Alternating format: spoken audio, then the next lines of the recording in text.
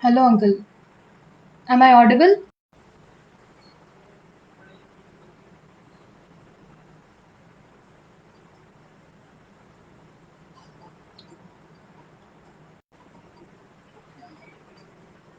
Hello.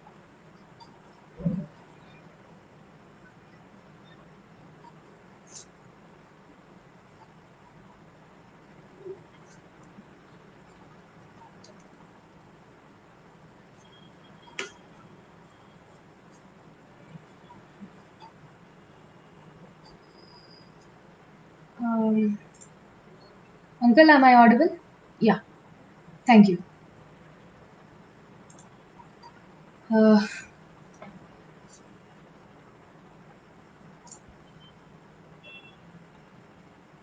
okay. I'll start in a minute. Let us wait for a few people to join and then I'll start right away.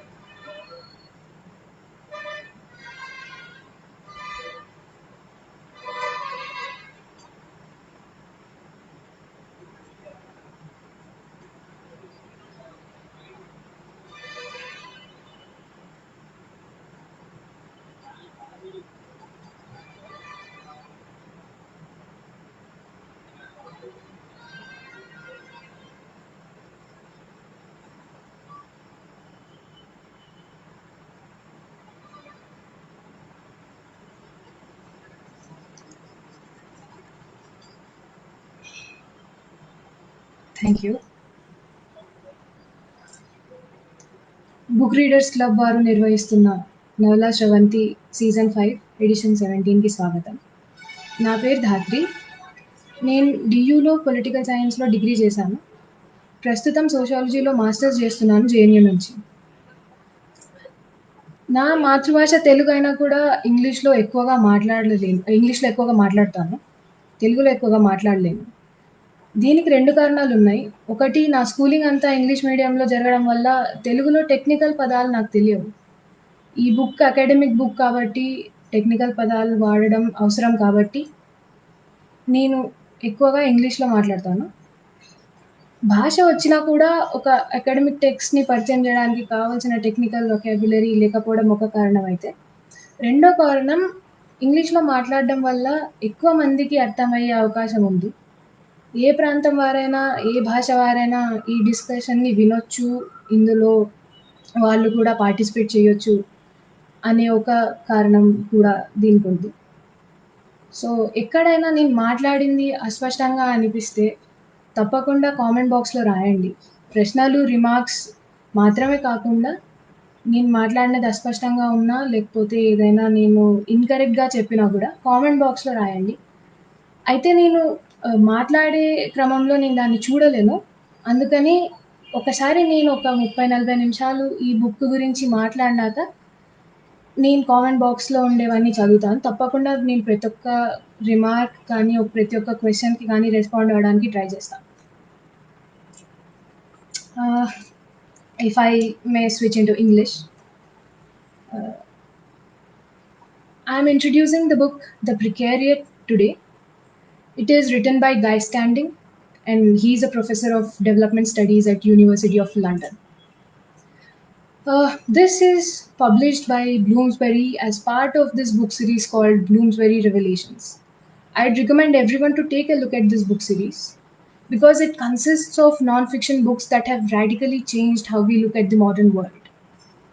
In this series, we find books by prominent people like Eric Fromm, Zizek, or Paulo Freire, Adorno, Said, and many, many more who have changed how we think, how we look at the modern world. So, this series is important, and The Precariat is one of the books published along with these, and I am telling this only to emphasize the relevance and importance of this text. బ్లూమ్స్‌బెర్రీ రివెలేషన్స్ అనే సీరీస్‌ని తప్పకుండా చూడండి. అందులో ఉండే చాలా books ఒక మంచి పర్స్పెక్టివ్‌ని మనకిస్తాయని నేను అనుకుంటున్నాను. So, Guy Standing has divided this book into 7 chapters, and I'd like to give a brief overview of each chapter first. And once it is done, I'll talk about a few ideas that I found to be extremely interesting in the book. 7 chapters ఉన్నాయి. 7 చాప్టర్స్‌ని క్లుప్తంగా నేను చెప్తాను. నేను డీటెయిల్‌లోకి వెళ్ళలేను. ఎందుకంటే చాలా పెద్ద book ఇది. పెద్ద బుక్ అంటే మరీ అంత పెద్దది కాదు. మీరొక 4, 5 రోజులు కూర్చుంటే చదివేయొచ్చు. ఇది కూడా నేను చెప్పాలనుకుంటున్నాను. ఏమంటే ఈ బుక్ పేరు చూసి గానీ, ఈ బుక్ కంటెంట్ గురించి కాస్త తెలుసుకొని గానీ, జనరల్‌గా ఒక మిస్‌కన్సెప్షన్ ఏం రావచ్చంటే, ఇది సోషల్ సైన్స్‌లో బాగా చదువుకున్న వాళ్ళ కోసమేనేమో, లేకపోతే హ్యుమానిటీస్‌లో గానీ, ఆర్ట్స్‌లో గానీ, ఇన్ జనరల్ నాన్ ఫిక్షన్ బాగా చదివే వాళ్ళే దీన్ని అర్థం చేసుకోగలుగుతారేమో అని ఒక అపోహ లాంటిది ఉండొచ్చు. కానీ ఈ బుక్‌ని చాలా సింపుల్ వర్డ్స్‌లో రాశారు గాయ్ స్టాండింగ్. సో, ఎవరైనా చదవచ్చు. మీ మీరింతకుముందు ఎన్ని బుక్స్ చదివిండొచ్చో, అది మీ లెవెల్ ఆఫ్ అండర్‌స్టాండింగ్‌ని ఇంపాక్ట్ చేయొచ్చు. కానీ కంపల్సరీగా ఆయన చేసే ప్రైమరీ ఆర్గ్యుమెంట్స్ తప్పకుండా ప్రతి ఒక్కరికి అర్థమైతాయి. Uh, and also, we need to look at this book as a critique of neoliberal policies and the kind of globalization that happened in our world, especially after 1990s. Right, because many countries opened up their markets for foreign direct investments. Liberalization was welcomed in some regions, and in some countries, some countries did not just have an alternative to liberalization or privatization. The material benefits and prosperity and lofty promises of eradicating poverty made the task of global capitalism even easier to, push forward the agenda of globalization into parts where this was not the case. Parts of the world like India, for example, it was pushed into this LPG era. Because it did not have the choice, and also because it convinced people into thinking that prosperity will follow globalization. More jobs will be created, salaries will get better, poverty is going to be eradicated. And for a country like India or any of the developing countries, so to say, these are very important. These are very important promises for them, for the people of those countries. So, while this is one aspect of globalization, the lesser considered aspect of globalization is that it requires dilution of laws which are supposed to protect the rights of the workers. Liberalisation అవ్వడం అంటే అర్థమేమి? వేరే countries వాళ్ళు వచ్చి మన దేశంలో వాళ్ళు invest చేస్తారు, companies పెడతారు, దానివల్ల జాబ్స్ వస్తాయి. సింపుల్ వర్డ్స్‌లో మనం మాట్లాడుకుంటే. కానీ ఆ జాబ్స్ ఎందుకొస్తాయి? వేరే కంట్రీస్ వాళ్ళు మన కంట్రీలో ఎందుకు ఇన్వెస్ట్ చేస్తారు? వాళ్ళ కంట్రీలోనే చేసుకోవచ్చు గదా! ఎందుకంటే ఒక ప్రాఫిట్ మోటివ్ ఉంటుంది. ప్రతి కంపెనీ వెనుక, ప్రతి క్యాపిటలిస్ట్ ఎంటర్‌ప్రైజ్ వెనక. ఎక్కడైతే ఎక్కువ ప్రాఫిట్స్ రాగలుగుతాయో కంపల్సరీ ఇన్వెస్ట్‌మెంట్ అక్కడికెళ్తుంది. సపోజ్ ఇండియాలో లేబర్ లాస్ అంత స్ట్రిక్ట్‌గా లేకుండా ఇన్వెస్ట్‌మెంట్ ఈజీ అయ్యి వర్కర్స్‌ని హైర్ చేసుకోవడం, ఎప్పుడు కావాలంటే అప్పుడు ఫైర్ చేయడం, లేకపోతే వాళ్ళకి తక్కువ వేజెస్‌లో ఎక్కువ పనిని వాళ్ళ నుంచి రాబట్టడం. ఇలాంటివి ఉన్నప్పుడు, ఇలాంటి ఫ్లెక్సిబిలిటీ ఉన్నప్పుడు లేబర్ మార్కెట్‌లో ఇన్వెస్ట్‌మెంట్ వస్తుంది ప్రతి కంట్రీలో. ఏ కంట్రీలో అయితే ఇలాంటి ఫ్లెక్సిబిలిటీ ఉంటుందో ఆ కంట్రీలో. So, Guy Standing takes this as the starting point of his first chapter, and the chapter is titled The Precariat. The inherent logic offered here by the neoliberal economists is that if the labor market is not flexible enough, then the production costs are higher, right? Thus, there is a good chance that companies might invest in places where the costs are less. Costs అంటే labour costs. లేబర్‌కి ఇచ్చే security కాకపోని, వాళ్ళకు వాళ్ళకిచ్చే wages కాకపోని, లేకపోతే వాళ్ళ వర్క్‌ని increase చేసి వాళ్ళ veg constant పెట్టినా గూడా అక్కడి నుంచి వచ్చే ప్రాఫిట్స్ కాకపోని, ఇవన్నీ ఎక్కడైతే ఫ్లెక్సిబుల్‌గా ఉంటాయో ఆ కంట్రీస్‌లో ఇన్వెస్ట్‌మెంట్ ఎళ్ళింది. 1990s తర్వాత ఎస్పెషల్లీ డెవలపింగ్ కంట్రీస్‌లో. But if we dwell on this flexibility more, when we ask flexibility in what aspects, then we come to know that strict labor laws offer employment security, laws against hiring and firing of employees, and these laws they also facilitate the reproduction of skills and mandate creation of opportunities to upgrade skills through trainings. The companies are supposed to provide workers with trainings and internships, etc., to get better, to grow personally. And these laws also guarantee income security, right? That certain amount will be paid at fixed intervals to the workers. For example, Minimum Wages Act. It mandates that every company, every employer pay minimum wage to a worker. And these laws also ensure that there is representation of workers through collectivities such as trade unions. But the precariat does not have any of these rights that I just mentioned, that I just talked about. One can think of it as a fundamental difference between what Guy Standing calls as the industrial working class, old industrial working class, and the new emerging precariat class. He calls it an emerging class, and emerging here is a keyword because it is not a class in itself, but it is rapidly growing. It is a class in the making. So first చాప్టర్‌లో old working క్లాస్‌కి ఇంకా emerge అయితున్న ప్రికారియేట్‌కి మధ్యలో differences ఏంటి? అనే దాని మీద ఆయన కాసేపు డ్వెల్ చేస్తాడు. Okay.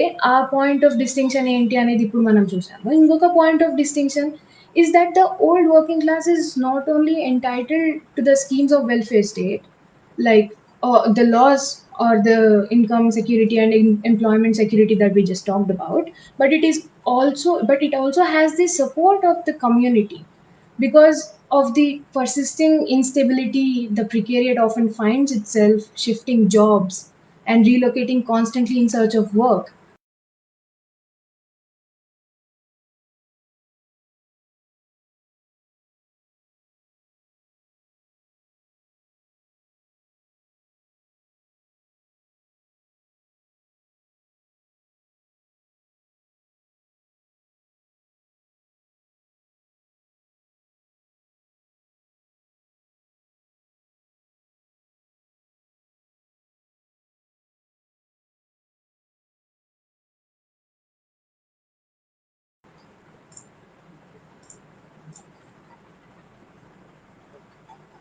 uh, am I audible? I just got to know that live has been suspended.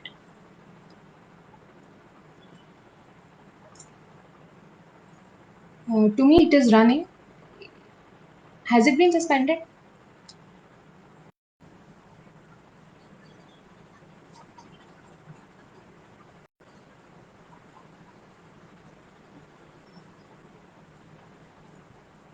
uh, can anybody respond?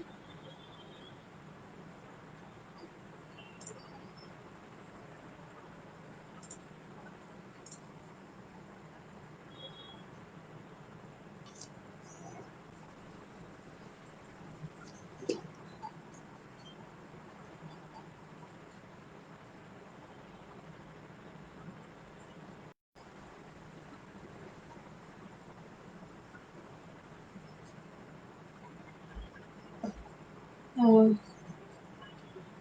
I hope it is running. To me, it is running. There's no problem. It might be a problem. Yeah, thanks.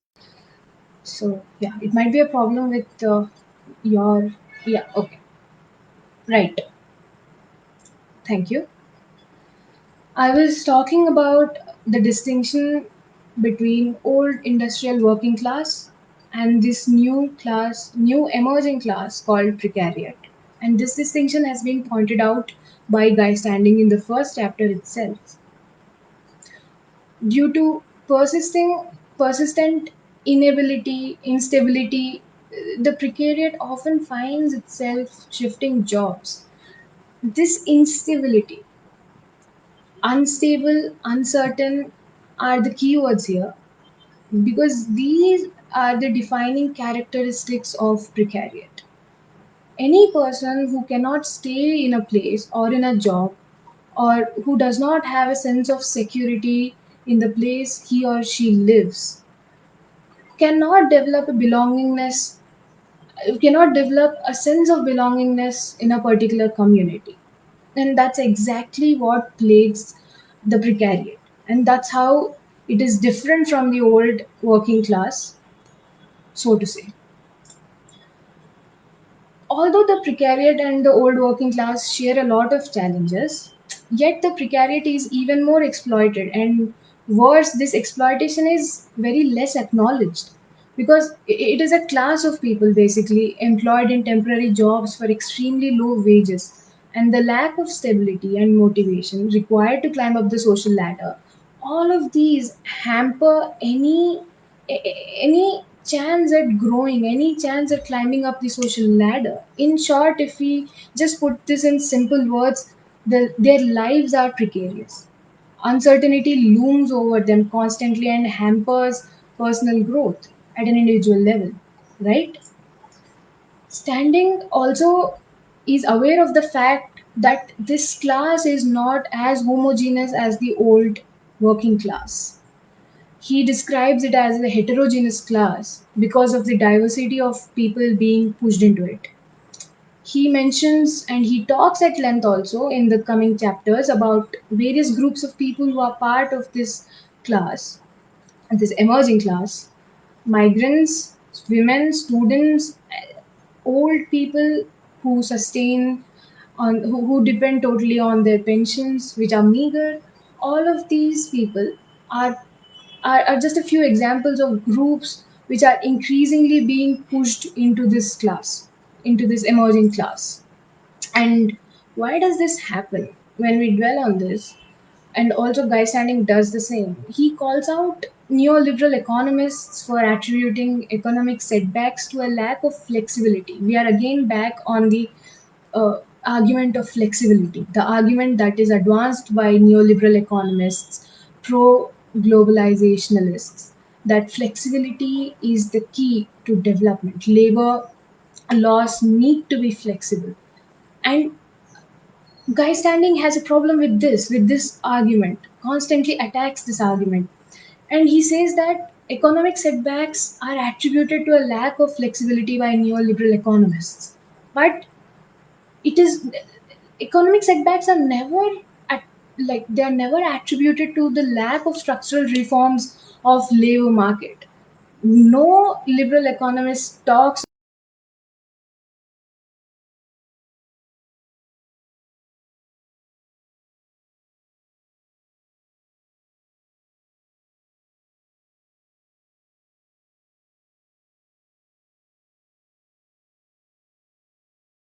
society as neoliberalism, as global capitalism advances every day, as more and more aspects of everyday life, of more and more regions, when they integrate into the global capitalist economy, this persists. This precaritization of workers persists because it's a simple logic. Flexibility ఉండదు, flexibility ఉంటుంది.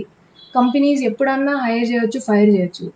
అలాంటప్పుడు job security కానీ, employment security కానీ, income security కానీ ఇలాంటివి ఏవి వర్కర్స్కి ఉండవు. So globalisation వల్ల, ఈ గ్లోబల్ క్యాపిటలిజం అడ్వాన్స్ అయ్యే పద్ధతి వల్ల చాలా మంది రోజు రోజు ఈ ఇన్‌సెక్యూరిటీలోకి ఎళ్ళిపోతున్నారు.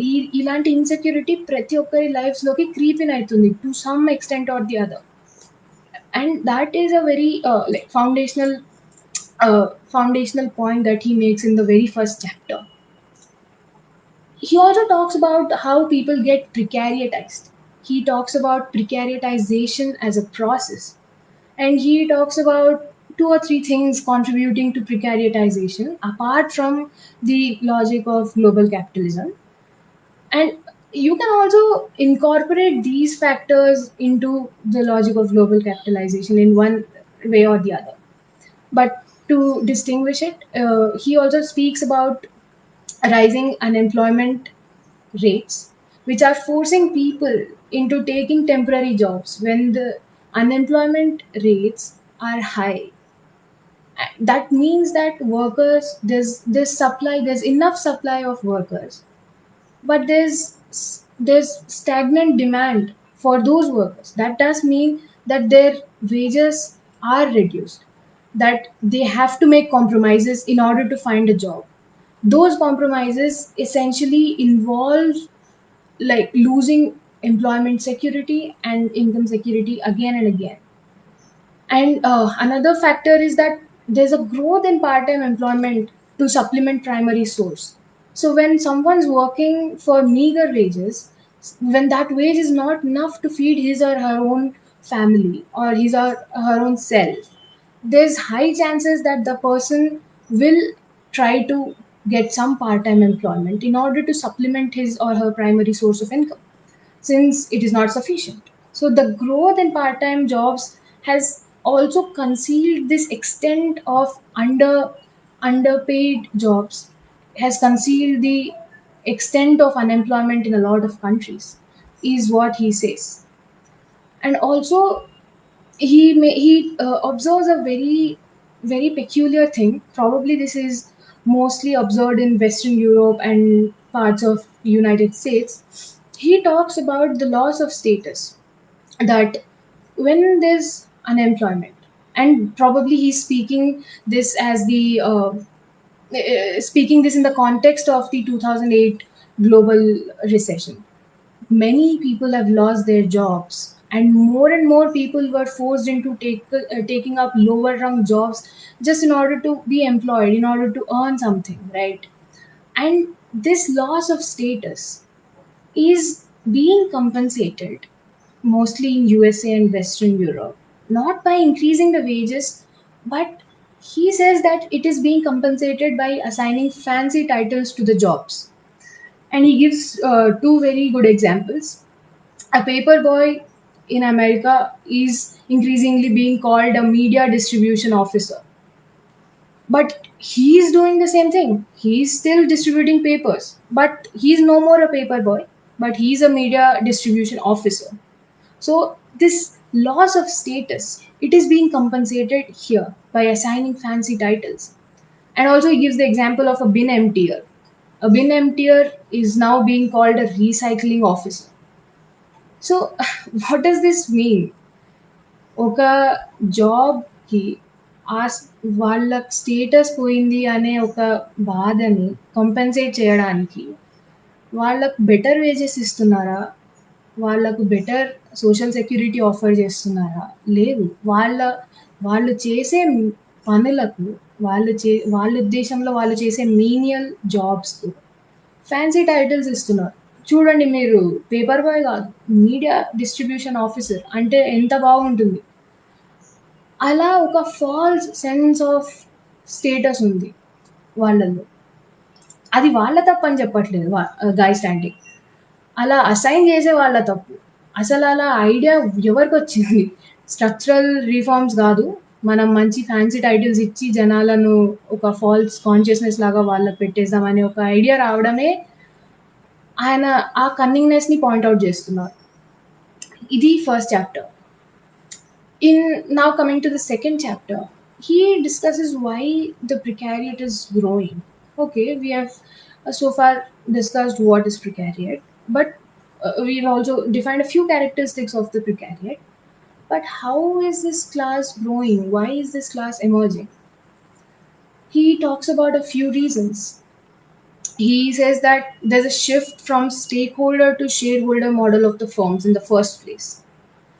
ఎక్కడైతే ఇంతకుముందు ఒక ఎంప్లాయర్ ఉండేవారు కంపెనీలో, ఇండస్ట్రియలైజేషన్ అయినాక, లేకపోతే ఎర్లీ 20th సెంచరీలో అనుకోండి, లేకపోతే ఇన్ జనరల్ గ్లోబలైజేషన్ కంటే ముందు ఒక ఎంప్లాయర్ ఉండేవారు. ఆ ఎంప్లాయర్ కింద ఎంప్లాయీస్ పనిచేయడం ఇది జరిగేది. కానీ ఇప్పుడు ఏమైతుందంటే ఈ స్టేక్ హోల్డర్ మోడల్ నుంచి ఫర్మ్స్ షేర్ హోల్డర్ మోడల్కి వచ్చాయి. ఎక్కడైనా ఉండొచ్చు ఈ ప్రపంచంలో, ఎక్కడైనా ఏ దేశంలో అయినా ఉండి నేను ఏ దేశంలో అయినా ఇన్వెస్ట్ చేయొచ్చు. ఏ కంపెనీలో అయినా నేను షేర్స్ కొని షేర్ హోల్డర్ని అవ్వచ్చు ఆ ఫర్మ్లో. నేను షేర్ హోల్డర్ని అవ్వడం అంటే అర్థం ఏంటి? ఆ కంపెనీలో జరిగే డెసిషన్స్ మీద నా సే కూడా ఉంటుంది. I have a say in whatever gets decided in the board meetings of the firm, even though I do not reside in that country, even though I do not reside anywhere near the company. Because I am a shareholder, I have this power to decide the fate of the workers of that company, right? And this model, this shareholder model of the firms has made the relations between the employee and the employer impersonal. These are the words of Guy Standing. He says that the relations which were used to be personal, which were used to be based on trust, mutual trust probably, were now have been transformed into impersonal relations between an employer and an employee, both of whom both of those people do not know each other. The employer, when the employer fires, when the employer takes a decision in a boardroom to fire or to lay off certain people, he or she does not know who he is impacting. He does not even know the workers lives he is changing so drastically through his boardroom meetings, through the decisions taken in the boardroom meetings. This, when coupled with the entry of new and cheap labor from the developing countries, this ensures that the supply of workers is always high, but the demand is either stagnant or low. Thus, the wages of all the workers decrease. So ఈ రెండు major కారణాలు ప్రికారియేట్ grow అవ్వడానికి అని ఆయన deal చేస్తారు. అయితే ఈ రెండు కాకుండా కూడా ఏమైనా కారణాలు ఉన్నాయా అంటే డెఫినెట్గా ఉన్నాయి. ఆ కారణాలు ఏంటి? Like what are the other reasons which are contributing to the growth of the precariat? Another reason that he thinks of is the state's policy. The states and the policy makers' attitude towards the unemployed people has drastically changed.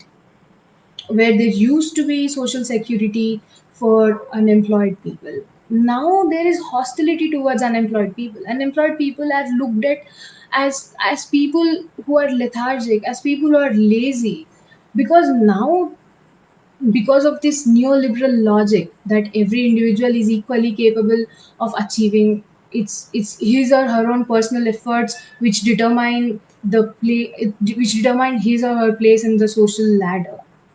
This logic means that if a person is unemployed, then it becomes the burden of him or her own self. స్టేట్‌కి ఎటువంటి responsibility లేదు అన్‌ఎంప్లాయ్‌మెంట్‌ని curb చేయడంలో గానీ, unemployed పీపుల్‌కి help చేయడంలో గానీ. ఎందుకంటే నువ్వు అన్‌ఎంప్లాయిడ్‌గా ఎందుకున్నావు? నీకు జాబ్ ఎందుకు రాలేదు? నువ్వు డిగ్రీ చేస్తే నీకు జాబ్ ఎందుకు రాలేదు? నీలాంటి చాలా మందికి జాబ్ వచ్చింది. అంటే నీలోనే ఏదో తప్పుంది. నువ్వే లేజీగా ఉండింటావు. నీకే పని చేత అయ్యుండదు. ఇలాంటి లాజిక్ మన డైలీ వొకాబ్యులరీలోనే గాదు, స్టేట్ ఇంకా పాలిసీ మేకర్స్ వొకాబ్యులరీలో గూడా, స్టేట్ ఇంకా పాలిసీ మేకర్స్ యాటిట్యూడ్స్‌లో గూడా ఈ షిఫ్ట్ మనం చూస్తున్నాం. అది ఒక రీజన్. ఇంకొకటేమంటే స్టేట్ ఎందుకు పట్టించుకోవడం లేదు జనాలు అన్‌ఎంప్లాయిడ్‌గా ఉన్నప్పుడు? ఎందుకంటే పబ్లిక్ సెక్టరే రోల్ బ్యాక్ అయింది. స్టేట్ బెనిఫిట్సే రోల్ బ్యాక్ అయినాయి. పబ్లిక్ సెక్టర్‌లో డిస్ఇన్వెస్ట్‌మెంట్ జరుగుతుంది లార్జ్ స్కేల్‌లో. ఒకప్పుడు మేజర్ సెక్టర్స్ అన్నీ పబ్లిక్ సెక్టర్ హ్యాండిల్ చేస్తున్నప్పుడు, మేజర్ ఆహ్, హ్మ్. ఎకానమీలో మేజర్ యాస్పెక్ట్స్ అన్నీ స్టేట్ హ్యాండిల్ చేస్తున్న అట్లాంటి కంట్రీస్ ఇప్పుడు అవి కూడా పబ్లిక్ సెక్టర్‌లో ర్యాపిడ్ డిస్ఇన్వెస్ట్‌మెంట్ చేస్తున్నాయి. మన కంట్రీ ఎగ్జాంపులే తీసుకోండి. India has disinvested so much ever since liberalisation has started in the public sector. it is selling up more and more state assets for profits to the private players, right? And this disinvestment in public sector industries, in the public sector in general, and the and when this is coupled with the rolling back of state benefits, this has pushed many more into the precariat. So this is also one of the reasons why the precariat is growing. And in the third chapter, Standing discusses the plight of various groups of people within the precariat. ఫస్ట్‌లో మనం first చాప్టర్‌లో మనం చూసాము. ఆయన కొన్ని examples ఇస్తారు. Like women ప్రికారియేట్‌లో ఎవరుంటారు? ఏ groups వాళ్ళు ఉంటారు అంటే, విమెన్ ఉంటారు, మైగ్రెంట్స్ ఉంటారు, ఇంకా ఓల్డ్ ఏజ్ పీపుల్ ఉంటారు. ఇలాంటి ఎగ్జాంపుల్స్ ఇచ్చారు. ఆ ఎగ్జాంపుల్స్‌ని ఈ చాప్టర్‌లో ఆయన చాలా డీటెయిల్డ్‌గా డీల్ చేస్తారు. ప్రతి ఒక్క గ్రూప్ పరిస్థితి ఏంటి? What happens to every group? How did they become a part of the precariat, and what happens to them once they are a part of this precarious existence? అది ఆయన ఈ చాప్టర్లో డీల్ చేస్తారు. First he talks about women. He says that the growth of service sector has led to a manifold increase in the employment of women in informal jobs, and these informal jobs offer little security, and they're almost all of these informal sector jobs have no contracts, right? So these are by definition temporary jobs, and many women have started taking up these jobs. And the commodification of services, when we are talking about service sector, it definitely means that services are being offered at a price by people, by workers. So that essentially means that services are being commodified. So commodification of services has led to a service sector boom around around the same time when globalization started advancing to other countries as well, from Western Europe and to from Western Europe and US. So more women were employed in this sector. Keep in mind that it has not decreased the wage gap between men and women. The wage gap is the same. Women are still considered to be less physically strong than men. They are paid less. They are still paid less. But women are being invited into employment. Women are being employed in large scale. Why is this happening? Because same, it is easier for companies to hire women with little or no security and with no contracts whatsoever. And and this service sector, why did service sector attract a lot of women? Why not any other sector? Why not say heavy metal sector? Why this sector? Because this sector attracted a lot of women because it required special or no skill. Special, it required no special physical strength also, and women were readily available to work at lower wages in these jobs. So when neoliberal economies boast about greater employment of women, I wonder if the employment is actually emancipatory for women.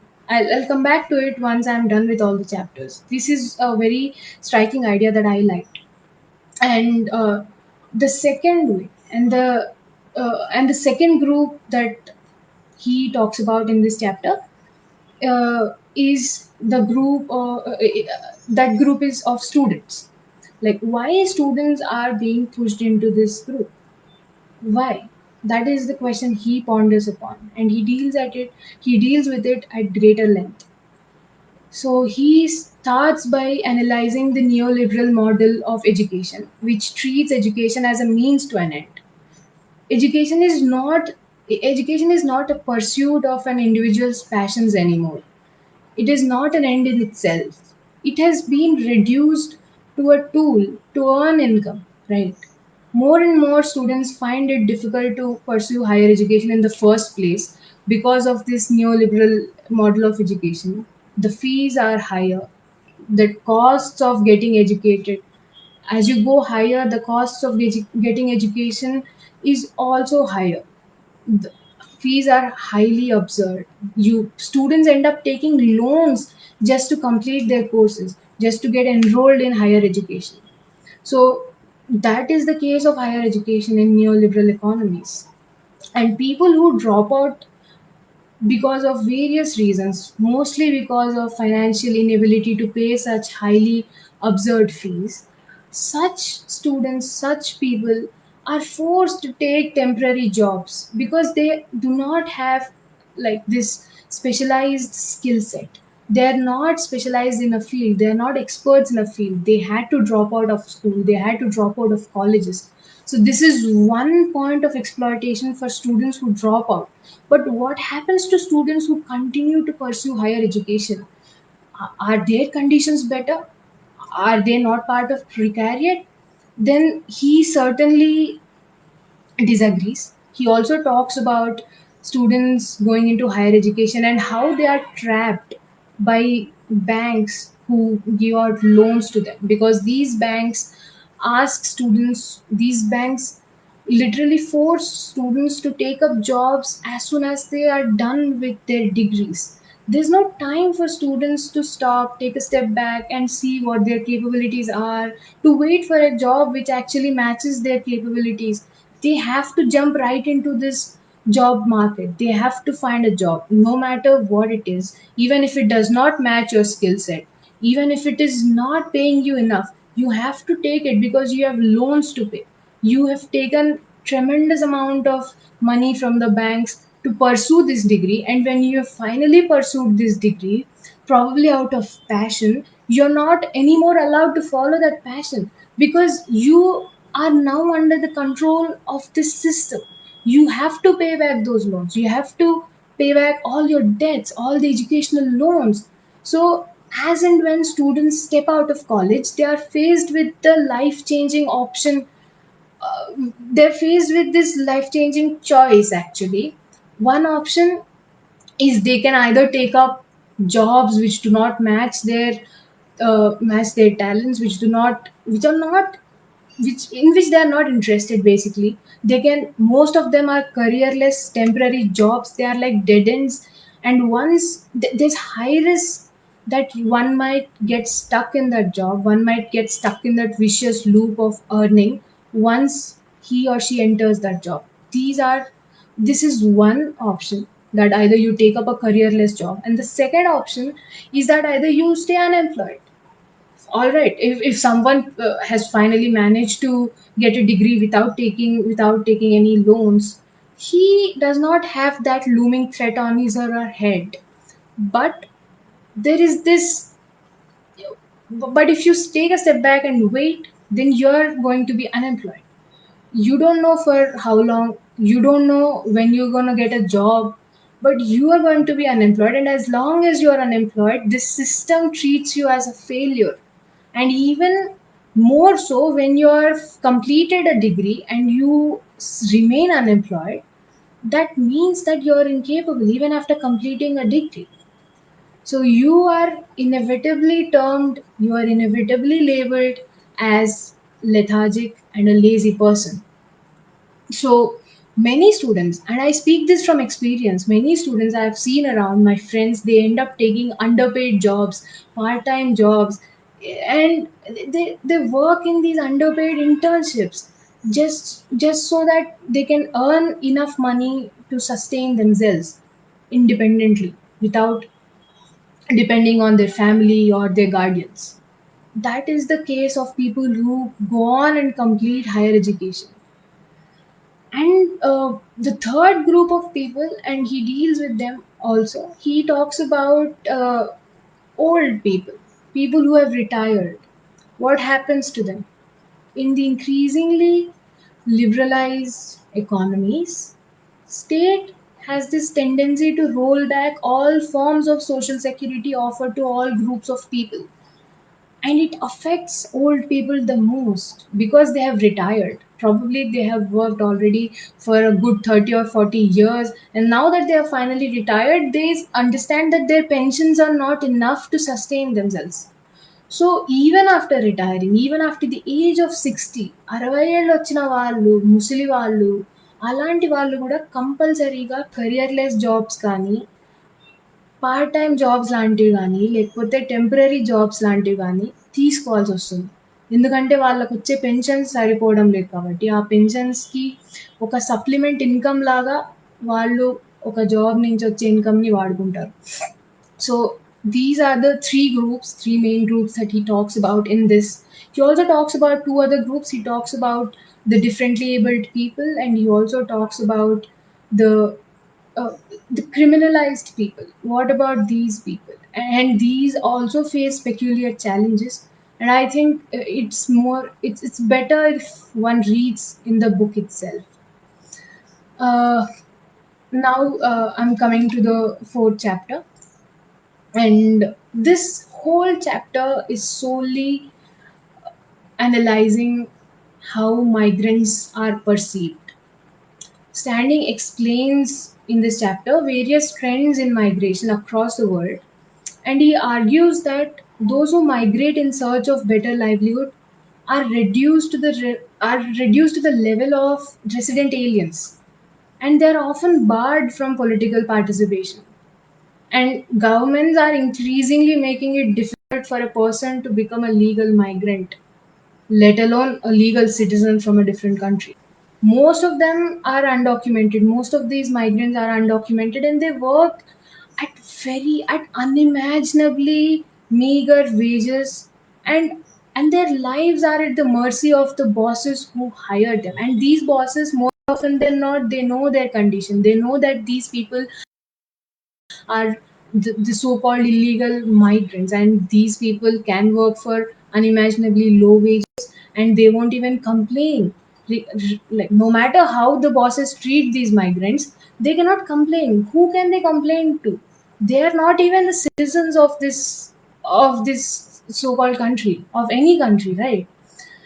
Thus they take up these temporary jobs, they move from place to place regularly, and so this is a very important aspect while one's analyzing the precariat, and while one's talking about how the precariat is growing, one needs to divert the focus on migrants and the peculiar case, and their unique disadvantages as part of the growing precariat class.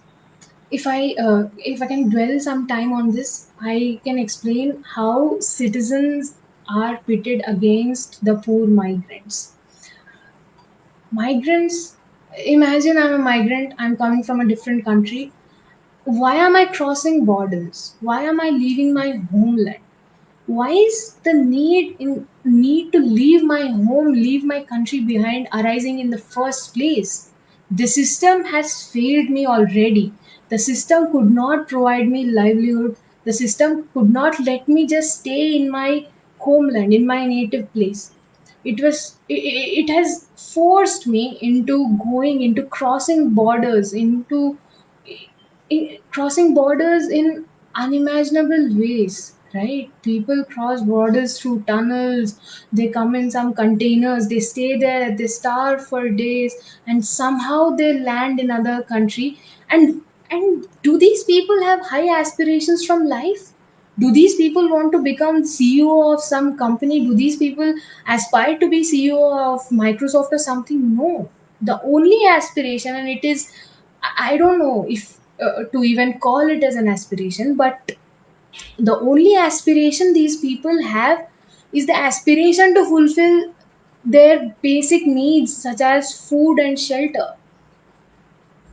People are crossing borders, people are traveling for thousands of kilometers, they're leaving their families behind, they're leaving their cultures behind and going into an alien land, only to find a job with enough income to sustain their lives, their material lives. A job which puts food on my plate. I'm crossing borders to get a job which puts some food on my plate. That itself is a dystopia. Now, what happens when I cross the border? Suppose I cross the border. I have got a job. It is a very low. It is an underpaid job basically. if the job actually pays the citizens say 150 rupees per day for doing the job. Now that I'm a migrant and also an illegal migrant, so to say, I'm being paid probably 80 or 90 rupees per day for doing the same job, and basically I'm doing the same labor. I'm probably even overdoing it. I'm probably even working more than the citizens, but yet I am paid horribly low wages. Again, this cruel system fails migrants again, fails poor people again and again. Even after crossing seas, nobody finds peace. Right? That's how it goes. Doesn't matter where you're working, you're still being belittled constantly. And this is the plight of migrants. The poor citizens of the country where the migrants move to, the poor citizens or the precariat who's already working for low wages. Now when people from other countries are moving into their country, there's increase in supply of the workforce, but the demand is the same. And the new workforce there that is even ready to work at low wages, probably at half wages, that decreases the bargaining power of all the workers, even if they are migrants, even if they are citizens. The wages decrease collectively. The wages of all people decrease collectively. But the sad part is that not the migrants obviously do not have time to contemplate about this. But do the poor citizens have the time to contemplate the fact that their aspirations and the aspirations of the poor migrants are the same? One can't understand what one's own situation is in such circumstances. So thinking about others and even comparing the situations, that is hard to imagine when you're working probably 12 hours a day, and then probably 2 or 3 hours of work you put into commuting to the work and back home. When you're occupied for 15 or 16 hours a day in laboring and working for that labor, then obviously there is no time for contemplation. So the citizens, the poor citizens and the migrants, they think of each other as enemies. The migrants think that these citizens look at them as aliens. They discriminate them, which is a very valid reason, which is a very valid concern. But for the citizens, for the poor citizens, these migrants are people who have come from distant lands and taken up their job opportunities, and not just that, they have also decreased their wages. Both the groups are suffering. But does the system help? The system has invariably failed all of these people over and over again. But the system, does it help? No. It profits, it shamelessly profits from this situation. It it it, it antagonizes the migrants. It allows for the rise of politicians who antagonize migrants in order to appease the citizenry, in order to appease the poor citizens. It allows for all sorts of, it can extract profit from the miseries of people. From it profits, first of all it renders migrants, it it forces people to migrate to another place. It antagonizes them once they move into another place. It contributes actively in reducing the bargaining power of all the workers. It profits obviously from the lowered wages. And again, it also politically profits by antagonizing these migrants politically and appeasing the citizens at their cost. Now, think about it in the context of globalization, how rapidly this is happening every day. I can give you the example of India or any state which borders with any border area for that matter. Right? This is the crux of this chapter. And moving on to the next chapter, the fifth chapter is, it talks about the distinction between labor work. We often in common vocabulary we use these words interchangeably. We think labor and work are the same, but there's this academic distinction, and he talks about this in this chapter. He says that Labor has exchange value and work has use value. This is the distinction that he makes. And he blames neoliberalism for recognizing only work which has exchange value, that is labor. Neoliberal economists, they often only value labor, right? You're paid for the labor that you do. You're paid if you produce something in a factory. But are you paid if you cook in your house? Are you paid for commuting for 1 hour to from your home to your workplace? That is also work that you're doing, but you're not getting paid for it, right? And Guy Standing says that if we accept such a definition of work, any activity which is not done to achieve an end, but for the sake of its own usefulness, such activities they go unnoticed. And he says that the work and not the labor of the precariat. The work done by the precariat is unaccounted for. I just gave an example like when you travel from your home to your workplace, your boss does not pay for that. You the precariat, the members of the precariat, they use public transport because obviously they cannot afford cars or bikes or any such private transportation. They use public transport and they spend hours in traffic, they spend hours traveling from home to their workplace and then back home, right? It takes up a large chunk of their day. Probably they travel for 2 hours a day or 3 hours a day out of compulsion, out of the necessity to have a job, even if it means traveling for 3 hours a day, uh, even though it is an underpaid job. You can't afford to be an unemployed person in this economy, right? And such work goes unnoticed. That is not compensated for. And if I should give an example of this, I think there's a beautiful scene in this movie called Lunchbox, where where a person, an actor, he travels back home from his work at night, and he carries a small briefcase with him.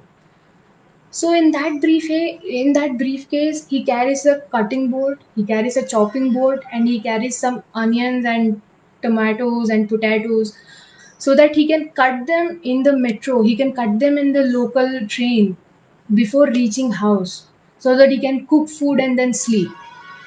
That is a very beautiful portrayal. Although it is a heartbreaking reality, but the portrayal is subtle and it is so good. It shows how people work constantly, even outside of their jobs, and that this work that the precariat does goes unnoticed. And it's not just commuting to and fro from work, it's also the work is also done when you constantly search for jobs. Because your jobs are temporary, you're always on the move, you're searching for jobs. You're hired today and probably you can be fired in 2 days, right? So you have to start that hunt for jobs again. And when you do that, you're also working at that time, working to find some job. And does this get accounted for at least? No, none of these activities are accounted for. Uh, and he also talks about overtime that the precariat does. When you're in a temporary job, you probably don't have a contract. There's no labor laws on this land that is going to protect you from your employer. And your employer constantly asks you to work extra hours. He constantly asks you to stay late and work. How can you say no? You cannot. And that happens more often than not over time. People who are supposed to workers who are supposed to labor for 8 hours a day, they end up laboring even more. They end up working for 12 hours in the offices or in their workplaces. Right? And this overtime, this is also not accounted for. And when you do all of this, just imagine this as a day of a worker's life, right? Waking up at 7 o'clock in the morning, waking up at 5 o'clock in the morning because I have to leave home by 7 o'clock in order to be at my workplace by 9 o'clock. and I work, I travel to my job for like 2 hours, and then I work there, I do the labor for 8 or 10 hours, and it's 6 or 6:30 in the in the evening. I leave the workplace at 6:30, and I again travel for 2 hours, and it's already 8 o'clock or 8:30 by the time I reach home. If I'm lucky, it's 8 o'clock. If I'm lucky, probably it's 7:30. But not any time before 7:30. I reach home by at around 8:30, and I need to spend 2 hours at least in completing in cooking and in doing all the household chores. It's 10:30 already. What am I supposed to do at 10:30 in the morning after working all day? I'm up from 5 o'clock. I'm also in need of sleep. My body needs rest so that it can work again at 5 o'clock. It can wake up again at 5 o'clock and start working. There's no time for contemplation in the lives of the workers. There's no time where you can sit back and relax. There's no leisure. You are in an endless loop. Workers are in an endless loop, living the same day over and over again for multiple years. You know, your job might change. You might be working in XYZ company today, and you get fired, and then you try to find a job in another company and you get hired in some ABC company, right? But the nature of your day, it does not change. It remains constant regardless of where you work. No job ever leaves space in your life, space in your day to contemplate about your own actions, to plan for future. That is a very striking observation made by guy standing in this chapter. The sixth chapter, standing, talks about politics of inferno. In these politics of inferno are found in the are developing and are increasingly being found in the neoliberal states. What is contributing to this? He says that increased surveillance, digitization, and monitoring of every movement of an individual's life under the pretext of providing better services, all of these have fostered suspicion, have fostered fear among people. He also argues that the state controls citizens by invading privacy in all institutions of life. There's no privacy under neoliberal state, is it? Is there?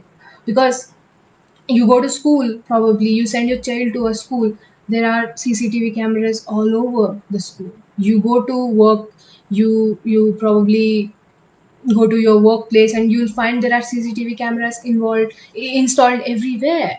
Even if there are no CCTV cameras, someone's observing you, someone's watching you. Your manager always watches your steps. He always sees what you're doing. Are you wasting a couple of minutes? Oh my god, then you've done a great sin, right? You can't waste 2 minutes. You can't It would be unfair to call it a waste of time. In fact, you can't take 2 minutes break outside the stipulated break time that you have.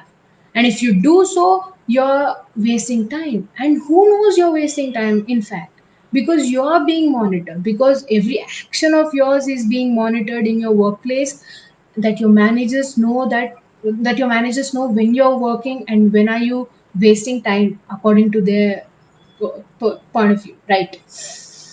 There are he talks about surveillance, and he says that there are two implications of surveillance in the workplace, like things like timekeeping or attendance, marking attendance of the employees, and taking conducting efficiency audits every now and then.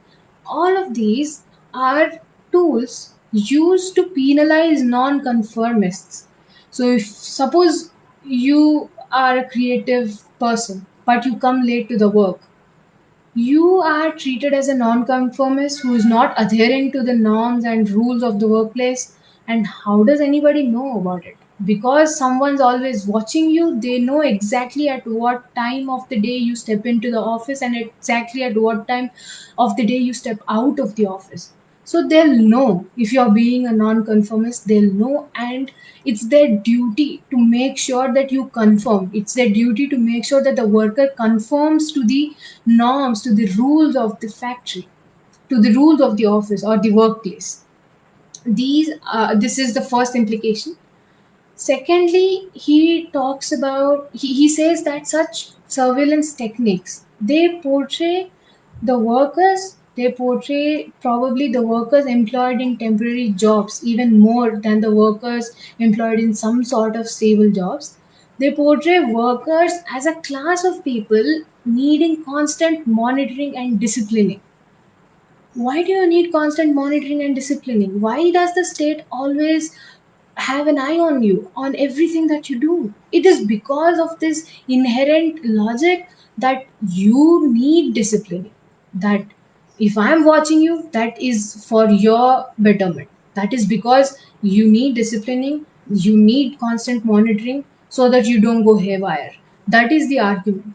And when working class, when the precariat especially is portrayed in such a way, it fosters it fosters fear among people, and it also fosters suspicion, right? And these people belonging to the precariat, the emerging class precariat, members of the precariat, they are seen as someone who's socially misfit, right? And this increasing emphasis on surveillance, this constant monitoring, this all of this is like contributing to an environment of fear and suspicion. It is one aspect of politics of inferno. And the second aspect of politics of inferno, he talks about thinning of democracy. And he puts it in a very lucid way. He talks about the commodification of politics. Like we discussed about the commodification of education. When you study not just for the sake of studying, when you study not because you're passionate about it. When there's an end attached to your means, when there's an end attached to your education, when there's an end attached to any activity you're doing, there's instrumentality. And he expands this and he says that the same is applicable to politics. Politics are seen as a means to achieve certain ends. Thus, there is commodification of politics, and this commodification of politics has resulted into thinning of democracy. As more and more people, they show no intrinsic they see no intrinsic value in politics anymore. If politics is a means to achieve an end, if it's a means to achieve a short term goal, then there's no intrinsic value to politics, right? And when this is coupled with lack of leisure, precariat, as we have so far seen, they lack leisure. They do not have the they don't have the luxury to have a moment of have some free time in their day, right? They're constantly working. So when this commodification of politics is coupled with the lack of leisure, then thinning of democracy happens. It also contributes to this development of politics of inferno. You can see how neo-fascists and demagogues, they try to sway the precariat. They try to sway people by either appealing to their sentiments or or more importantly by promising them short-term benefits. So when the precariat, who are already hopeless, who are already dejected because of the system, when when demagogues appeal when demagogues try to appease them, and they try to when they try to convince them that there are some short term benefits if they probably participate in a protest, or if they vote their party or something like that, then the precariat tend to do it. Then the precariat tend to believe them because they're offering some hope in this hopeless world. And demagogues definitely do have a way of doing it. For example, it is easier for a right-wing politician, a neo-fascist, to antagonize the migrants to appease the citizenry of his or her own country, right? Liberals, no matter however much we despise them, they cannot outrightly do this. But neo-fascists and right-wing politicians, they have no qualms in doing this. They have no qualms in antagonizing a group of people to gain politically from another group of people, right? And it is the primary reason why he labels, it is one of the primary reasons, all of this that he has talked about, this politics of inferno, it is one of the reasons, one of the primary reasons why he thinks of the precariat as a dangerous new class. They are vulnerable, they are more prone into giving into such neo-fascist agendas, and it's not their fault. It's definitely not their fault. It's the fault of the system. But yet, that class, when it becomes a class in itself, and if it falls increasingly to the neo fascist agenda, then it becomes a dangerous class. Uh, the book ends with a final chapter focusing on the politics of paradise. It is, you can think of it as a vision of the author, right? He offers some solutions to all of the problems that he discusses, not in detail, but he talks about them, he discusses them. He first of all, he proposes universal basic income as the first and foremost policy change that needs to happen across the world. He also talks about restructuring of education, and he urges policymakers, or he wants states to treat all forms of work equally and not just according to their exchange value. And he also talks about occupational freedom to people, and more importantly, he talks about making leisure available to all people. That, as he has discussed throughout, is an important aspect. That is, lack of leisure contributes a lot to precariatization of people. Thus he demands this be made a right, that there be a right to relax, leisure. And he also talks about, probably this is the most important propositions by him. He talks about redistribution of economic benefits in eliminating structural inequalities faced by the precariat. These are a few of the substantial solutions that he offers. And if one's more interested to in this, in the solutions that there are to this phenomena, then you can probably read this book. It is also written by Guy Standing, and it is and the title of it is The Precariat, a Charter. He talks about his vision, he talks about his own solutions in that book. So that was a brief, that not so brief, probably that was a brief, that was a general overview of the chapters and of all the ideas that are that are discussed in this book. And if I have to pick and talk about, probably in the next 5 to 10 minutes, I'll conclude. And there are two ideas that I liked very much. The idea of the sense of time, how it is important to human beings, how it is central to human beings, that is one idea that I've liked very much. And again, there's a second idea where Guy Standing talks about how social media is contributing actively to this precariatization of mind. So if I have to talk about the first idea, I'll begin simply. I'll probably conclude in just 10 minutes. It's already 10:10, right? What is the difference between humans and animals? How are we different? There can be multiple answers to it, but for me, it seems that the fundamental difference lies in the fact that we as human species have the ability to contemplate our past actions.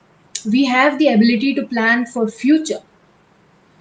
So, in a sense, we have a sense of time. For us, time passes. There's a sense of past, and there's a sense of present, and again, there's a sense of future, all of which the human mind keeps on processing.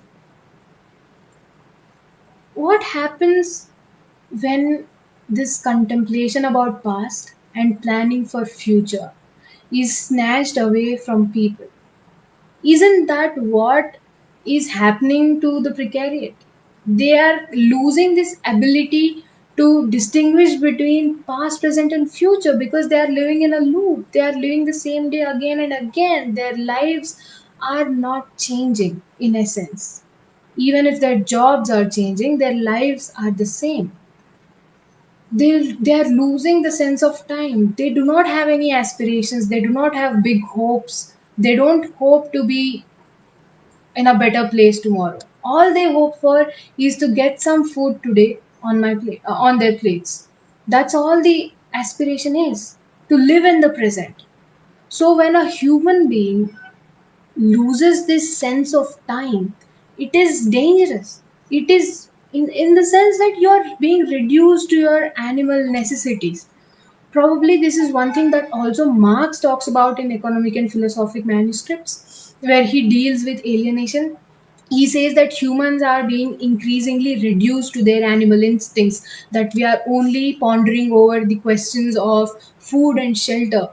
We are not contemplating our past. We don't think about our past mistakes, or we don't plan for the future because there's no hope in the first place. The hope is probably a big word, because I don't know what's going to happen today at the moment. I can be probably at work at 10 o'clock in the morning, and after lunch my boss can come to me and tell me that I'm fired, and there's nothing that I can do about it. So this sense of time is being snatched away from people, and capitalism, or you can say global capitalism, is actively contributing in our snatching away the one major characteristic which differentiates us from animals. So what do we say? Is it reducing us to animals, or is it reducing us to machines? It certainly is not helping us stay humans, that is for sure. But are we a machine stuck in this programmed loop, or are we just animals pondering over questions of food? That is for us to decide. And that's a very important point that is raised by guy standing here. And the second thing is the overemphasis on multitasking and productivity. Why is productivity so important? Why can't a person take a moment, take a step back, be quiet, be calm, and think about something and not do anything? Why is boredom, or why is leisure devalued, or why are people who do nothing demonized? And more so in capitalism, under capitalism. And he says that this emphasis on multitasking and productivity. That one thing is that you can't be seen taking a step back and relaxing. You can't be seen enjoying free time, because if you're free, then that means you're lazy, or you're lethargic or something. Even when you're working, you are supposed to multitask to increase your productivity. What is this mad run behind multitasking? This is something that I've observed among people of my generation the most. Why do I have to perform three tasks? Why can't I focus on a single task and pour all of my heart on it and then move on to a different task? Why do I need to complete three tasks in the same time? That essentially means, according to the neoliberal logic, that my efficiency is higher since I am performing more tasks. So, probably if I'm eating while reading a PDF for my class tomorrow, then yeah, that is productive. But if I'm eating while reading a book or while watching a good film, then I'm probably wasting my time. Why are you like wasting your precious lunch time? Why don't you just open a book and start reading and start preparing for class tomorrow? Right? This mad run behind multitasking, this mentality to keep increasing your productivity, this is constantly being aided by social media. And he did not dwell into the details of it, but he talks about this very shortly, but he puts it beautifully. And if I may, I think I'll read it out from the book that I have here, and it is a delight to read it actually. Yeah, just a minute.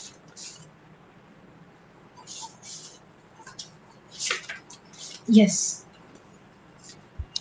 he says that the precariat is defined by short termism, which could evolve into a mass incapacity to think long term, induced by the low probability of personal progress or building a career.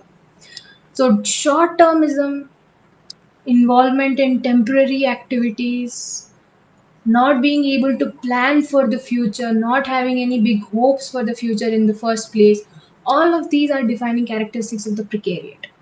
And he says that the digitized world has no respect for contemplation or reflection.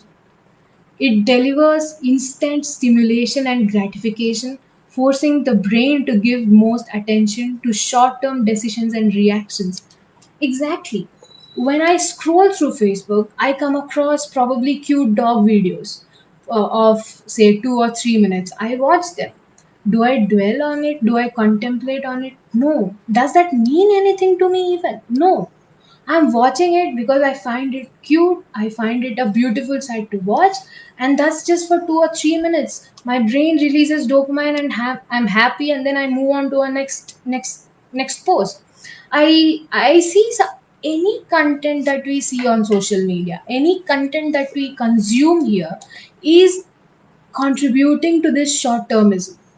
We are not contemplating about the articles that we read on Facebook, right? I am not making value judgments about social media. I'm saying is that it plays a decisive role in precariatizing our minds, in hardwiring our minds into this short termism, into being accustomed to short-term decisions, to short-term pleasures, to short. So when all of this keeps happening, even in your leisure, the activities that you do in leisure, such as scrolling through Facebook or Instagram or Reddit or something, even in such activities, your brain is being hardwired. Your brain is being precariatized. So the system, even if it allows you to spend some time leisurely, it is covertly acting on you even then, in hardwiring your brain. And there's another line that I'd like to read, and then we end this. uh, yeah, he says that this electronic environment permits and encourages multitasking, a feature of the tertiary society. The multitaskers are prime candidates for the precariat, since they have more trouble in focusing and more difficulty in shutting out irrelevant and distracting information, which is true. You're being bombarded by information through social media. You keep scrolling through Facebook, you'll know what's happening in Libya, you'll know what's happening in Brazil, you'll understand that there's a worker strike in US, but do you have time to contemplate about all of these struggles that are happening across the world? Do you have time to compare the situations of Libya to USA, and why are there struggles happening in these two seemingly different countries, and why is it that the workers are protesting, and in even developed nations such as USA? Do we have time to contemplate this? We are consuming information basically. We do not have time to sift through the information that is reliable, information that is useful, and our mind is getting cluttered. And I'd like to end this by saying a beautiful analogy that one of my professors has given. He says that our mind is getting cluttered, right? And think of it as a room.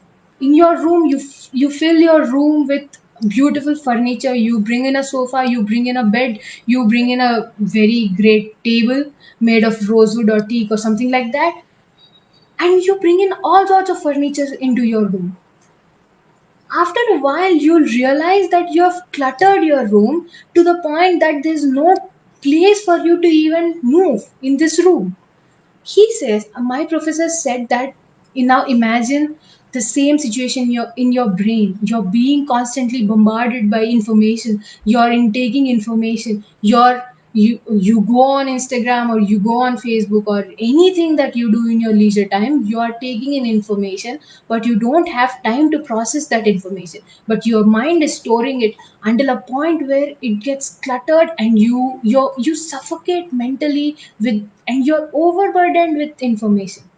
So, like a room which is full of furniture, which does not have a small space for you to even move, your mind is also like that. In a room full of furniture, you can't dance. And when your mind is cluttered, when you're suffocating, there's no place for your thoughts to dance in your mind. And that probably is another tragedy faced by the precariat. Thank you so much. I'd like to end here. And I'm terribly sorry for going on in English. Uh, Probably because I am not, as I already said, I'm not comfortable in Telugu, but I would definitely like to improve this uh, this technical vocabulary in Telugu. Conversational Telugu ఒక్కటే కాకుండా technical words వస్తే కూడా చాలా బాగుంటుంది. Books చదివితే fiction చదివితే వచ్చే వొకాబులరీయే కాదు, నాన్ ఫిక్షన్ కూడా తెలుగులో చదివి ఆ పదాల్ని ఇన్కల్కేట్ చేసుకోవడానికి నేను ట్రై చేస్తాను. So yeah! ఏమైనా కామెంట్స్ ఉంటే నేను చూస్తాను. ఒక్క నిమిషం నాకు టైం ఇవ్వండి. Yeah! Migrant labour or precariat. అవును. మైగ్రెంట్ లేబర్స్ ప్రికేరియట్‌లో ప్రైమ్ గ్రూప్స్ వాళ్ళందరికంటే ఎక్కువ అఫెక్ట్ అయితారనేది ఆయన చెప్తారు. Does it mean true working class now is a minority? Well I don't think working class is a minority. Minority ఏ సెన్స్‌లో అనేది డిఫర్ అవ్వచ్చు. ఒకవేళ మీరు న్యూమరికల్ మైనారిటీ అంటున్నారంటే డెఫినిట్‌గా కాదు. ఒకవేళ మైనారిటీ అనే వర్డ్‌ని మీరు మార్జినలైజ్డ్ అనే వర్డ్‌కి సినానిమస్‌గా యూజ్ చేస్తున్నారంటే తప్పకుండా మనం చెప్పొచ్చు. చాలా చోట్ల వర్కర్స్ మార్జినలైజ్డే. ఇండియాలో అనే కాదు, ఏ దేశంలో అయినా కూడా. యాహ్! యాహ్! ఉద్యోగం రాకపోతే వ్యక్తుల తప్పు అనే సమాజం వ్యక్తుల తప్పనే భావజాలం మనలో ఉండడమే కాదు, అది ఇన్‌స్టిట్యూషనల్ అవ్వడం పెద్ద ప్రమాదం. అవును. అది ఇన్‌స్టిట్యూషనల్ అవుతుంది. అది ఎటువంటి ఇన్‌స్టిట్యూషన్స్‌లో అనే డౌట్ గూడా మనకవసరం లేదు. ఎడ్యుకేషనల్ ఇన్‌స్టిట్యూషన్స్‌లో అవుతుంది, వర్క్ ప్లేస్‌లో అవుతుంది. పర్సనల్ పర్సనల్ ఇంటరాక్షన్స్‌లో గూడా అదే వొకాబులరీ ఉంది. సో, ఒక స్టేట్ అనేది మనం ఇన్‌స్టిట్యూషన్ అనుకుంటే, ఆ ఇన్‌స్టిట్యూషన్ గూడా అదే వొకాబులరీని వాడుతుంది. Yeah, if the society is getting filled with precariat, what is happening at the other end, the capitalist class? Yes, that's a great question. Capitalist class ఏమైతుంది అనే దాని గురించి గై స్టాండింగ్ రాయరు. But if I have to speak here, then I believe capitalist class is the wealth is getting concentrated in lesser and lesser hands as we progress. ఒకవేళ suppose ఒక 100 ఏళ్ల వెనక మనం ఈ మొత్తం ప్రపంచంలో ఒక 1000 మంది చాలా ఊబర్ రిచ్, అట్టర్‌లీ వెల్తీ క్యాపిటలిస్ట్స్ ఉన్నారు అని మనం అనుకుంటే, 100 ఏళ్ల తర్వాత అంటే ప్రెజెంట్ కండిషన్‌లో క్యాపిటలిస్ట్ క్లాస్ ఏమైంది? ష్రింక్ అయిందా? లేకపోతే ఎక్స్‌పాండ్ అయిందా? ఎక్కువ మంది క్యాపిటలిస్ట్స్ అయినారా? లేదు. ష్రింక్ అయింది. తక్కువ మంది క్యాపిటలిస్ట్ ఉన్నారు. కానీ వెల్త్ కాన్సంట్రేట్ ఎక్కువైంది. తక్కువ మంది క్యాపిటలిస్ట్స్ చేతిలో ఎక్కువ వెల్త్ ఎళ్ళింది. క్యాపిటలిస్ట్ క్లాస్‌లో కాన్సంట్రేట్ అయిన wealth it has increased many fold. At the same time, number of capitalists probably has decreased because of globalization, and even before globalization it was decreasing. Even if we don't consider globalization, this is a trend probably that happens, and it was all probably it was observed by Marx as well, that monopolies will occur, that competition will not be fair under capitalism. It won't allow more capitalists to emerge. There will not be free market. There will be monopolies, and that essentially means that the class will shrink and the wealth it gains will keep getting higher and higher as we go ahead. Yeah, yeah. Sharp and scathing attack on the rogue systems, both by Guy Standing and me. Thank you. You totally exposed a predatory system that relentlessly boasts about its efficiency and its so-called long-term vision. Yes, thank you. That is all the credit to Guy Standing. Lunchbox, yes, uncle. It is a great movie in itself, but also that example, it is very striking. It's also a beautiful portrayal, right? You can't just ignore it. It's in the plain sight. Constant monitoring also helps in maximizing profits. Definitely, that is the motive. Profit is the motive behind every action that a capitalist does. Even if he or she is monitoring his subordinates or her subordinates, then profit motive is the first and the foremost motive. Definitely, uncle. Leisure is the key. Lack of leisure contributes to precaritization of people. Leisure is wealth. Yeah. We are consuming information without contemplating. True. Yes, uncle. That is what is happening.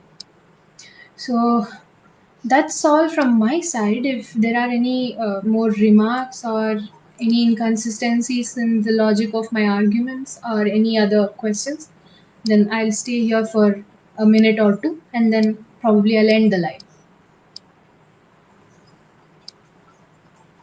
Or if you all say so, I'll just end it now.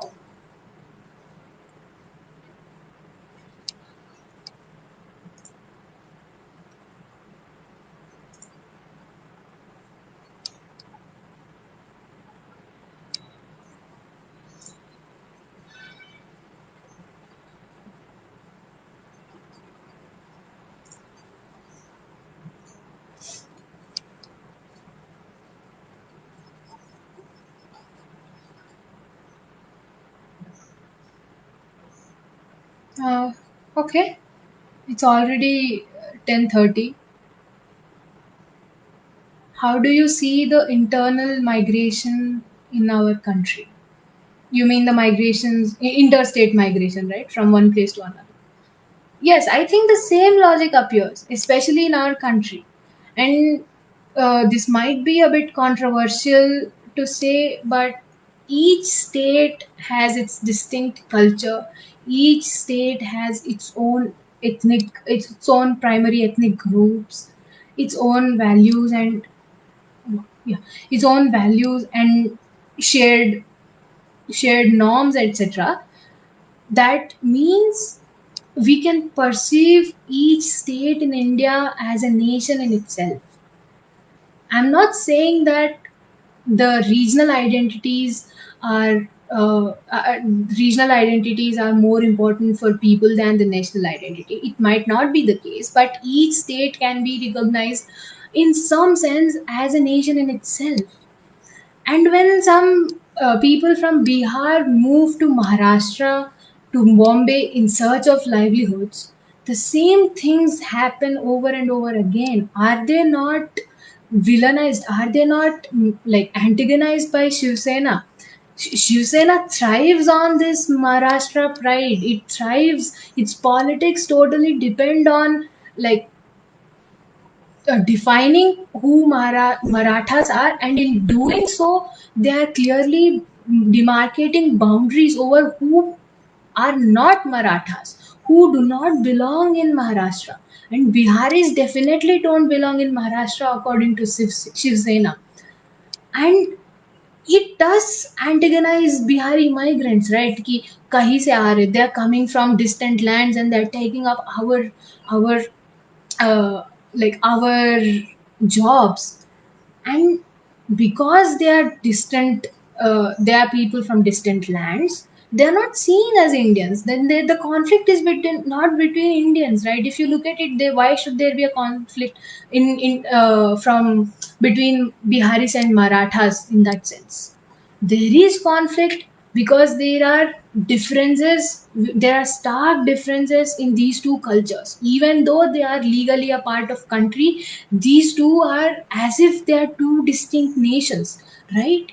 when biharis migrate to when Biharis migrate to Maharashtra, it is the same as someone from Bangladesh migrating to probably Sri Lanka. I'm not saying that that's a very great migration pattern, but I'm only saying that the difference between a Bangladeshi and a Sri Lankan is similar to the difference between a Maratha and a Bihari. And you can see how they are constantly shut down when Biharis try to speak about their rights, when they try to unionize, when they try to talk about better working conditions, anything that any political act that they take up, they are shut down. And the only reason for asking them for shutting them down is the fact that they don't belong to the land of Maharashtra, that they are outsiders, that they are foreigners who are coming from distant areas and taking up our taking up the jobs of Maharashtrians. So yes, that's like, it's the same. You can the migration and the problem of migrants, as discussed by Guy Standing, can be applied to the interstate migration that happens in India. And I've taken the example of Biharis and Marathas only because it is more famous. Probably more people will understand. Yeah. Thanks for presenting this book. I was introduced to this book in the context of Brexit and Trump winning US election. And in a way, I was a bit suspicious of his vocabulary, especially calling precariat as a dangerous class. It may help right wing politics directly or indirectly because it is a political reality in electoral politics. However, left wing politics are also unintentionally reproducing this for just setting to fight for social benefits to this class, rather really working towards any substantial fight for restructuring. Yes, I agree with you. Your comment is correct. Oh, thank you, Pragati Garu. My love to your daughter. Yeah. All right. Then I think I have responded to all the comments and all the questions that I could see on my screen. So, uh, book readers club వారికి thanks చెప్పాలి నాకు ఈ opportunity ఇచ్చినందుకు. ఇది చాలా important text అని నేను అనుకున్నాను. కానీ ఒక ప్లాట్‌ఫార్మ్ దొరుకుతుంది దీన్ని ఇంట్రొడ్యూస్ చేయడానికి అని నేను అనుకోలేదు. కానీ ఆ ప్లాట్‌ఫార్మ్ నాకు ఇచ్చినందుకు బుక్ రీడర్స్ క్లబ్ వారికి చాలా thanks. And I am grateful to be the part of this series, to be a part of this series 'నవల స్రవంతి'. And I hope it continues to many, many more seasons and many, many more editions. And I'm looking forward to participating in all of the sessions. Thank you, and good night to everyone.